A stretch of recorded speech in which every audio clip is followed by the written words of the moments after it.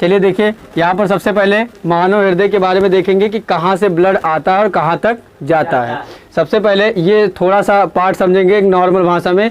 ये आपका क्या है? हृदय है, ठीक है। ये साइंस वाला दिल नहीं है, ये क्या है? पत्र वाला दिल है, ठीक है। आगे देखेंगे, यहाँ से अगर हम बात करें तो सबसे पहले अगर हृदय से जो ब्लड निकलेगा वो कहाँ जाएगा? महाधमनी। महाधमनी के बाद धमनी, धमनी के बाद फिर छोटी धमनी, उसके बाद केशिका से फिर वापस लौटेगा छोटी सिरा, उसके बाद सिरा, फिर उसके बाद महासिरा के बाद हृदय। बात समझ पा रहे हैं? ये तो हम देख रहे हैं कि हृदय के बाहर जा रहा है, ये हृदय के अंदर कुछ नहीं है। हृदय के बाहर कैसे ब्लड घूम रहा है शरीर में, ये हमको समझ में आया, ठीक है। लेकिन अब हमें देखना है कि हृदय के अंदर क्या है, ठीक है। ये हृदय के अंदर कैसे घूमता है, तो सबसे पहले इसे हम जूम करेंगे, कुछ साइंस वाला दिल बनाएंगे अब, ठीक है। साइंस वाला हृदय जो है इधर बनेगा। अब आप देख पा रहे हैं इसमें अगर चैम्बर की बात करें तो कितने चैम्बर दिख रहे हैं? 4 चैम्बर दिख रहे हैं, जिसमें 2 ऊपर हैं और 2 नीचे हैं, एक अपर चैम्बर और लोअर चैम्बर। ध्यान देंगे, ऊपर वाले भाग को कहते हैं अलिंद। क्या कहते हैं? अलिंद कहते हैं। नीचे वाले भाग को निलय कहते हैं। बात समझ में आई? अलिंद का काम क्या है कि जहां अगर बाहर से या शरीर से जो रक्त है, ब्लड है, वो आता है, प्रवेश करता है, उन्हें हम कहते हैं अलिंद। आया हुआ ब्लड स्टोर होता है, रखा जाता है किसमें? निलय में, ठीक है। अब ध्यान देंगे, सबसे पहली बात, निलय नीचे की ओर होते हैं और अलिंद ऊपर की ओर होते हैं। आप समझ गए कि बाहर से ब्लड आएगा और कहाँ से जाएगा? महाशिरा से। हृदय में कहाँ से प्रवेश करेगा? महाशिरा से। तो ये आपकी क्या है? महाशिरा है। क्या है? महाशिरा है। महाशिरा से प्रवेश करेगा तो बताइए किस भाग में प्रवेश करेगा? क्योंकि आप देख चुके हैं कि इधर दायां है और इधर बायां, तो अलिंद है। कौन से अलिंद में? तो पूछा जाए कि जो ब्लड है, रक्त है, वो हृदय के किस भाग में प्रवेश करता है? दाएं अलिंद में। किसमें? दाएं अलिंद में। अब आप समझ पा रहे हैं कि ये ब्लड आया है, ब्लड आया है तो शुद्ध होगा अशुद्ध? क्योंकि आप जानते हैं हृदय में जब ब्लड आता है तो वो अशुद्ध है और हृदय से बाहर जाता है तब शुद्ध। क्लियर है? हृदय से जब शरीर में जाता है तो शुद्ध, और शरीर से जब क्या आता है? हृदय में आता है तो अशुद्ध। तो ये आया है तो कैसा होगा? अशुद्ध होगा। अशुद्ध। अगर पूछा जाए कि हृदय के दाएं अलिंद में कैसा ब्लड होता है, कैसा रक्त होता है? अशुद्ध रक्त होता है। अशुद्ध रक्त से देखिए क्या लगा है? कुप्पी नुमा आकृति है। क्या लगा है? इसे वाल्व, कुप्पी, वार्सल, नल का वार्सल भी समझ सकते हैं, ठीक है। तो ये वहां से कहाँ प्रवेश करेगा? निलय में प्रवेश करेगा, ठीक है। किस निलय में? दाएं निलय। पूछा जाए दाएं निलय में कैसा रक्त रहता है? अशुद्ध रक्त रहता है। अब आप देखिए कि ये निलय में एक और क्वालिटी है, स्पेशल क्वालिटी क्या है? प्रेशर पंप करने की। कैसी? पंप करने की है। तो जब ये पंप करेगा तभी तो ब्लड बाहर जाएगा। और आप देख रहे हैं कि इधर तो ये ब्लड जा नहीं सकता, इधर ब्लड जाएगा तो ये बंद हो जाएगा। देखिए इसका जो वार्सल लगा है उल्टा लगा है, ये बंद हो जाएगा और इधर वाला खुल जाएगा। तो आप देख रहे हैं कि बाहर जब हृदय से शरीर में रक्त जाता है तो उस पाइप को क्या कहते हैं? सिरा कहते हैं? नहीं, धमनी। क्या कहते हैं? धमनी। जब हृदय से शरीर में जाता है तो उसे क्या कहते हैं? धमनी कहते हैं। लेकिन अशुद्ध रक्त है, धमनी का काम क्या है? शुद्ध रक्त ले जाना।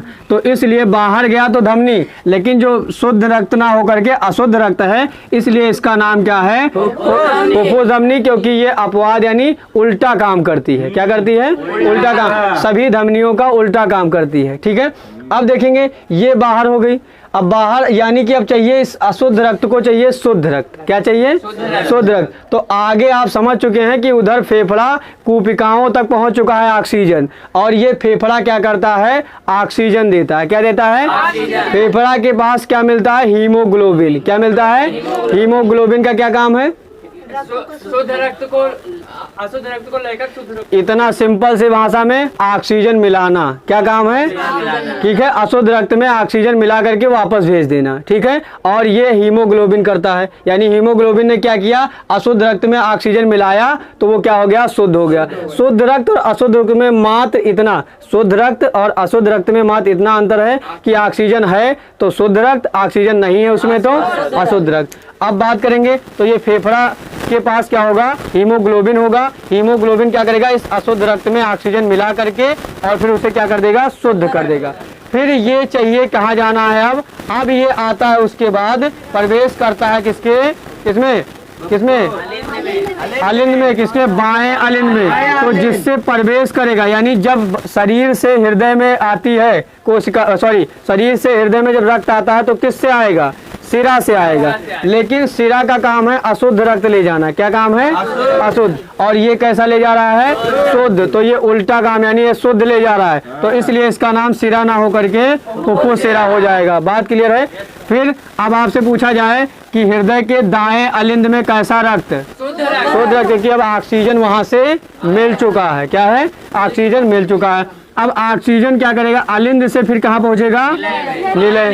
क्या हो जाएगा, बाएं नीले में। बाएं नीले में कैसा रक्त होता है, शुद्ध रक्त होता है। अब आप समझते हैं कि अब ये भी पंप करने का काम करेगा।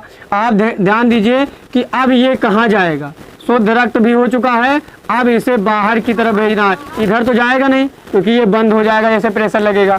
तो अब ये भेजना है शरीर में, शरीर में भेजना है, रक्त भी शुद्ध है, ठीक है। और बाहर निकालना है, तो वो कौन सी कहलाएगी, धमनी होती है। बाहर ले जाना, शरीर हृदय से शरीर में ले जाना।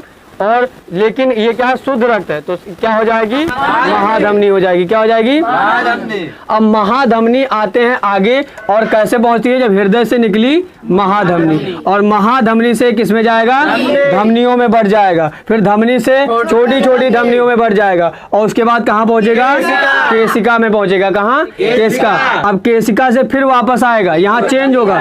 यहाँ क्या होगा, यहीं पर पूछा जाए कि कहाँ पर रक्त में क्या होता है, ऑक्सीजन खत्म होकर के और कार्बन डाइऑक्साइड आ जाता है, यानी रक्त केशिका में। अगर हम बात करें कि कहाँ पर शुद्ध अशुद्ध रक्त दोनों पाया जाता है, केशिका में पाया जाता है। कहाँ पर, एक तो हृदय में पाया जाता है, और हृदय के अलावा फिर कहाँ पाया जाता है, मानव शरीर की केशिका में। केशिका में शुद्ध अशुद्ध रक्त दोनों। अब यहाँ से क्या होता है, ऑक्सीजन समाप्त होकर के क्या हो जाता है, कार्बन डाइऑक्साइड बनता है। बात क्लियर है। तो इस तरीके से अब यह वापस आ गया, तो किसमें जाएगा, छोटी सिरा। छोटी सिरा से फिर सिरा से फिर महासिरा, जो कि यहाँ पर है। फिर ये पुनः ऐसा चक्र चलता रहता है। इस तरीके से पूरे शरीर में रक्त परिवहन होता रहता है। बात समझ में आई, क्लियर। तो इस तरीके से ये अंदर क्या है इसके, और बाहर कैसे चलता है, इनका पूरा प्रोसेस आपको क्लियर है। बात समझ पा रहे हैं, ठीक है, क्लियर है। चलिए, हो गया।